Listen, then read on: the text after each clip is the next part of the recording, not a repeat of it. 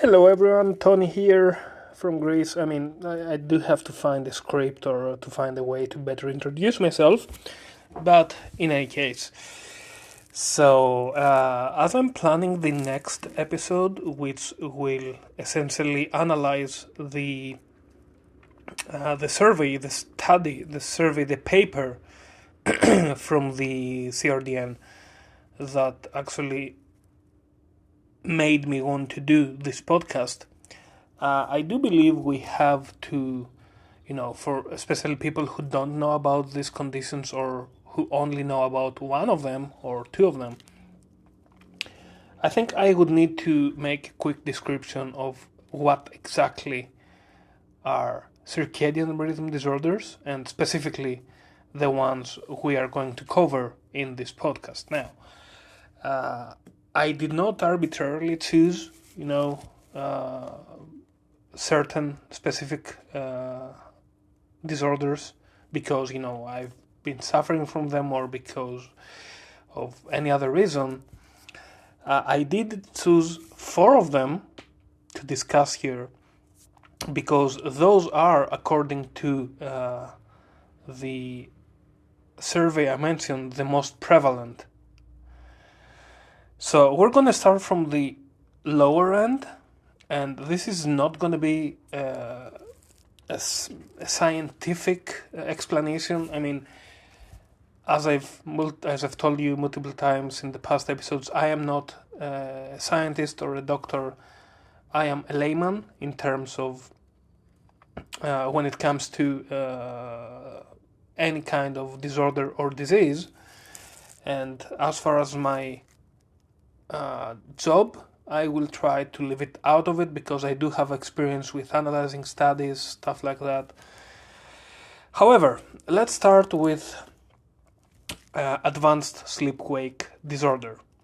So I do believe most of those were called actually syndromes in the past. I do remember when I got diagnosed with delayed sleep phase, it was DSPS, delayed sleep phase syndrome, not DSPD. But anyway, if I do make any errors calling it ASPS instead of ASPD, please forgive me about this. So, in essence, we're gonna compare those disorders with the norm. Now, as we will talk in the future, normal is something that is way, overestimated, especially in regards to sleep cycles, but this is something for another episode. Now, a normal person has a biological clock, again, being as layman as possible, that tells his body he needs to sleep between midnight and 8 a.m. Right? This is going to be our norm. This is going to be our baseline, our control group, whatever you want to call it. Now, with ASPD, which is the advanced sleep-wake disorder, another person his sleep schedule, his biological clock is advanced, meaning it comes earlier than normal. So, whereas the normal person would, I need a script. I'm using the term normal in just a way to compare between those disorders and the rest of the people not suffering from them. I am not in any way or form implying that people who have those disorders, I am one of them, are not normal. No, this is not my case, and there will be a whole episode discussing whether or not we should call us, patients, sufferers, abnormal, or whatever. This is going to be another different episode. So normal is only mentioned in a way to compare. All right, enough blabbering. ASPD. So normal person goes to sleep at 12, wakes up at 8 a.m. Someone who suffers from ASPD, his biological clock might instruct his body to go to sleep set time of hours earlier than midnight. Could be 8 p.m., it could be 10 p.m., it could be 6 p.m., but his whole cycle is earlier than expected. So, for example, he's gonna sleep between 6 p.m. to 2 a.m. or 8 p.m. to 4 a.m., etc. Then we do have delayed sleep phase disorder, or DSPD.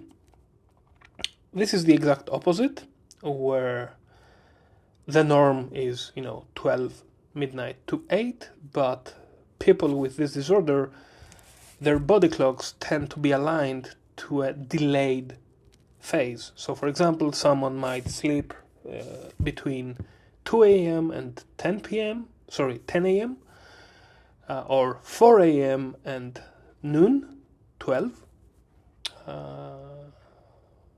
or maybe even higher between 6 a.m. and 2 p.m. Now, you have to understand that for those disorders, both advanced and delayed sleep phase disorder, usually they are set. That means that the body clock is always aligned to a specific schedule, depending on the person. For me, when I got diagnosed with DSPD, I was what we say +4. So that means that my biological clock was always 4 times ahead of my quote-unquote normal sleep time, which was midnight.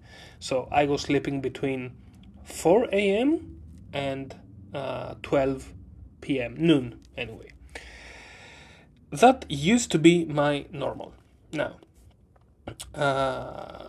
moving on, we do have the irregular sleep phase disorder, which I have not personally studied.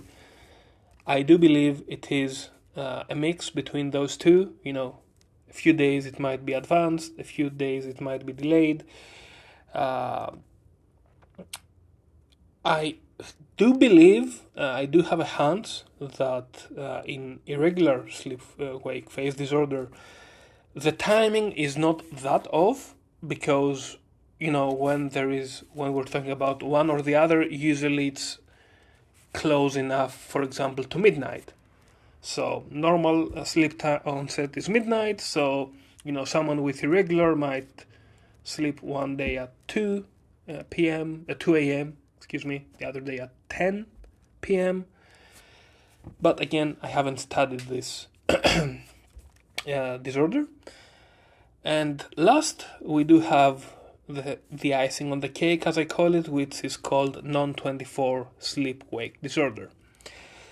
So, non-24 and DSPD, delayed sleep phase disorder, are the two most common, most prevalent sleep disorders, with people who suffer from circadian rhythm disorders. And we're going to focus mainly on those two, but we're not going to ignore that others, even if they belong to the low minority, do suffer from irregular or advanced sleep-wake disorder. Now, non-24 is what someone would call a bitch, because remember how we talked about the delay in DSPD being set? So, for example, every night a person with DSPD sleeps like 4 hours ahead. 4 a.m., 3 a.m., 2 a.m. It's set. It's every day the same. In non-24, it's more of a free-running sleep. So essentially what happens is the body clock, the circadian rhythm of this person will tell his body that, you know what, buddy, today we're going to sleep at 4 a.m. Tomorrow, though, we're going to sleep at 6 a.m. The day after tomorrow, let's sleep at 8 a.m. So it's a free-running disorder. Essentially, it's been explained to me by a doctor as someone whose biological clock identifies a day as, instead of 24 hours, 26, 28, 30 hours. Personally, I'm on a +4 schedule still. My DSPD was +4, but now my non-24 is again +4, close to +5, which means that every day my biological clock tells me I need to sleep 4 hours later than the previous day. Yeah, and gradually, if I leave it as free running, if I don't attempt to intervene, by pulling all-nighters or taking any medicine to sleep, essentially I go through cycles where I do believe every 8 to 10 days, I reach a normal schedule, but the next day it's gone because, again, I am 4 hours away from it. Now, I currently do not have any data for the prevalence of these disorders. I do not want to mention things that are not real, or I do not want to make assumptions out of this because, again, we are laymen, we're discussing amongst ourselves. We will have specialists talk with us, talk with me in the podcast, answer your questions in the future. There have already been some contact between doctors and scientists who study sleep and sleep disorders in various subjects. It's not going to be about, our disorder specifically. It's going to be about sleep in general. It's going to be about a subject that I do believe interests many of you, about sleep tracking devices, commercial sleep tracking devices. There's going to be a few of those episodes, but for now, I just wanted to explain to someone who does not know what non-24 or DSPD or all those abbreviations we're going to use in the future does not know what they are. Now, the only thing I would like to emphasize is there has been a hypothesis or a theory of DSPD actually evolving into non-24. So when people have a set delay in their sleep, that will gradually evolve into a free running style of sleep. There has been data to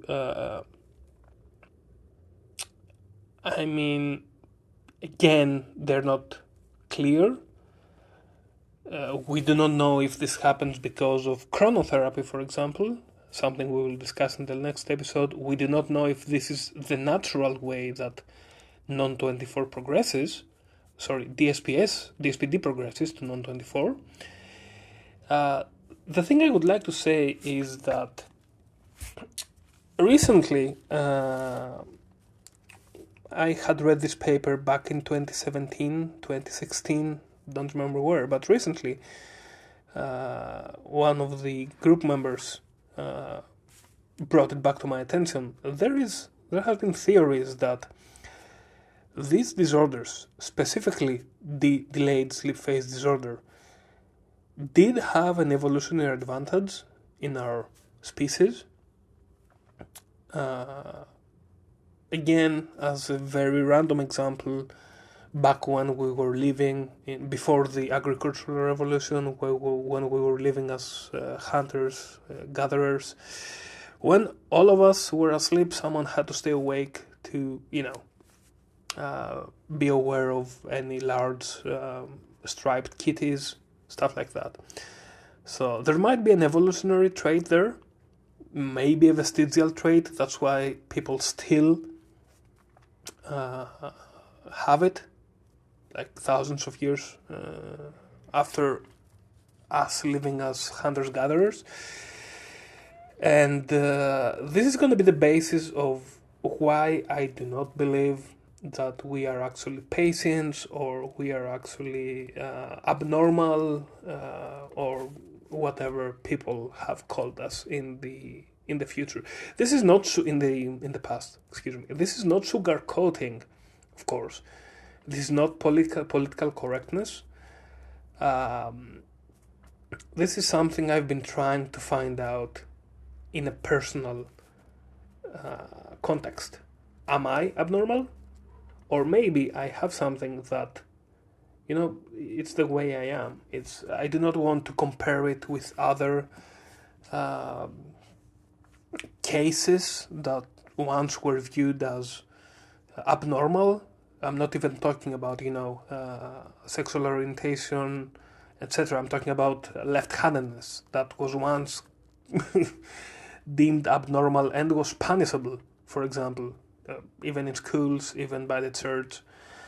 So, I'm not trying to sugarcoat things. I'm trying to find a reason for us to have this disorder. And this is something that, when most of us are diagnosed with any kind of disease, even a common cold, we're trying to find out why this happened to me. What did I do wrong? Where did I go wrong? Who did I meet? And who I let cough on me, for example. Yeah, bad idea to talk about this after a COVID pandemic, but you get my point. So anyway, 4 minutes of explaining for a 16-minute episode and counting. Before I leave you with this, I am just going to let you know that next episode, we are going to talk about the survey, the results of the survey and the paper that was published concerning circadian rhythm sleep disorders in the population.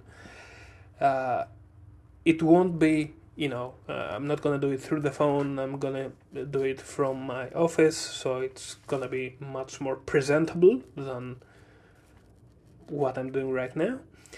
And I'm happy to announce that, as I mentioned before, I have been in contact with some sleep specialists, not necessarily sleep disorder specialists, but people, experts, who will be able to, first of all, explain to us some things about sleep, and also even answer your own questions if they are within their field of expertise. So stay tuned. This is going to happen in the future episodes. Hopefully sooner rather than later. Although, again, this is my 3rd episode, literally, on a podcast. I am too old for this shit, and I'm taking it one step at a time. So that's it. Hopefully the next episode will be, next week, or find a way to set up a certain schedule or whatever. As always, you can use the prompt below. If you're listening through Spotify, the website, there's a prompt below. You can enter any comments regarding what would you like to see. There's also a poll in the previous episode where you can vote on what you want to see in the future of this podcast. And soon enough, we're going to have the Facebook website ready. I am also in contact with a Discord channel. For those of you who use Discord, you can also join it through the website, through the web app. I do have my own Discord channel for this, but I recently discovered there is a Discord channel dedicated to Non-24 and DSPD, so we might use that. It's all going to be decided down the road. So, thanks everyone, thanks for being here. I'll see you hopefully next week.